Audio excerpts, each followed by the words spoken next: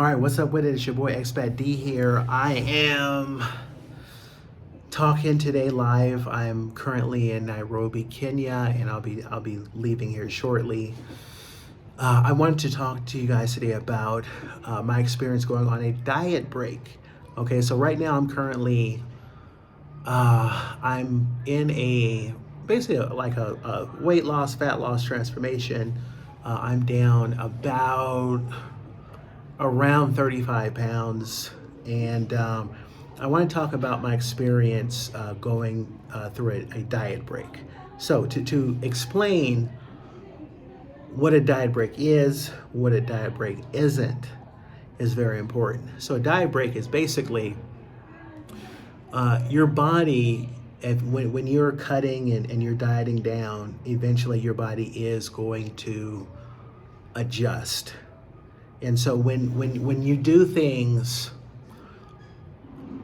the same way, let's say you're eating the same meals, the same calories day after day, your body kind of adjusts and adapts to that. And so basically that's what happens where, you kind of hit a plateau. And so one strategy is going on a diet break. It has several benefits. So one benefit of going on a diet break is that it kind of shocks your system so that it doesn't stall out. It kind of avoids, it's something that will help deter your body from just, stalling out at a particular weight. Another thing is it really helps pace you. So this is what it kind of reminds me of. It reminds me of, I remember years ago, I worked 2 jobs, And I got used to the 2 paychecks and I was loving it, right? But here's the problem. After a while of working these 2 jobs, I got so tired and burnt out. And then what ended up happening was I ended up quitting one of the 2 jobs. And then, for a first couple of weeks, I was like, oh man, this is so great. I got all this extra time. I don't have to work 2 jobs. Then maybe after 2 weeks, I'm like, man, I feel rested again. Man, I wish I still had that second job, right? I wanted the 2 paychecks, right? So I kind of relate that to the body. So for example, a lot of times, when you're dieting and, you're giving up particular foods, things like that, you just keep thinking about, oh man, I wish I could have this, I wish I could have that. But if you really break it down, it's only like so much amount of food that you probably could want, right? Even like, have you ever gone on a vacation? And you're like, oh man, great, man, I'm on vacation, man, I'm gonna eat this, I'm gonna do that, I'm gonna do that. And then maybe after like a couple of days, you're kind of like, all right, that's all I really wanted. I'm kind of done with that. So to break this down, a diet break is where you go back to your maintenance. So let's say you're cutting. Like for me, I was cutting for first couple of months. I was cutting on 2,800 calories. I made another video about this. What makes that significant is a lot of people, when they have a lot of weight to lose, like when this is all said and done, I want to lose anywhere from 80 to 100 pounds, right? And the fact that I didn't just jump all the way down to 1,800 calories really is going to set me up for long-term success. A lot of times that's what's going to happen. People, they get so excited at the beginning of their diet and then they jump down, right? And then they jump all the way down to this low calorie level. And it really most likely sets people up for failure. So it's good that I started off and I didn't cut too low, and I was losing a lot of weight on 2,800 calories. And that's a lot of food. And so when I see a lot of people, and even starting at about the size that I started at, they're like, yeah, I started, 1,800 calories. I'm thinking like, man, you could have added 1,000 more calories and lost weight, right? And then eventually your body will it'll adjust to that. And then After a while, you cut it down a little bit lower. You're not going to stay at 2,800. You will cut down lower. But going on a diet break, I went back to 3,500 calories, okay? Or I went to 3,500. You know, I was someone to where prior to this, I really wasn't that dialed in. I was someone that was kind of either on a diet or you know, tracking it, or I wasn't, okay? And that's something I'm going to change. But the fact that when I saw, okay, I'm going to go to 3,500 calories, I was like, I don't know about this, right? I didn't really, honestly, I was very skeptical, and I didn't believe that if I went to 3,500 calories that I wouldn't gain weight. And I think I went on a diet break for 2 weeks, and I think the scale might have went up maybe a pound or two. And then it immediately went back to normal. So that was really eye-opening, because it was so much food. I'm like, I can't, like, I'm talking about when I went on a diet break, I went to Cheesecake Factory. I went to, what was the other one? Popeyes. Man, I went to P.F. Chang's twice. I think I went to the Cheesecake Factory. I think I went there twice. Man, I was having like all kind of food, right? And to the point where I was like, when I was done with the diet, matter of fact, I wasn't even done with the diet break. I was just kind of like, man, can this please just be over? Like, I was just sick of it, right? I didn't want any more food. And that was a very interesting experience, being that I did not gain weight, and eating all that, it shocked me.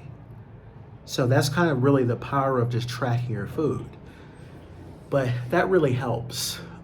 Just, you know, it helps you pace out when you're dieting down, and then it really helps your body. It's just like anything else, right? It's like, it reminds me of when you see kids that, you know, you tell them to run the mile or something like that. And then, you know, like little kids, right? Like elementary, they could be like second grade, third grade, right? And they go on the track and they're like, ah, right? And they're sprinting, right? And they can't even get through one full lap. And then they're like, and then they're walking, right? And so that's kind of what a lot of people's approach to dieting is. They think like they can just off the gate cut as much as, you know, do as much cardio and all that stuff, and then they just burn themselves out. And so that's one thing about diet breaks. It helps you pace. And then when you have periodic diet breaks, I'm looking at in the future, and I'll make updates on this, of perhaps doing a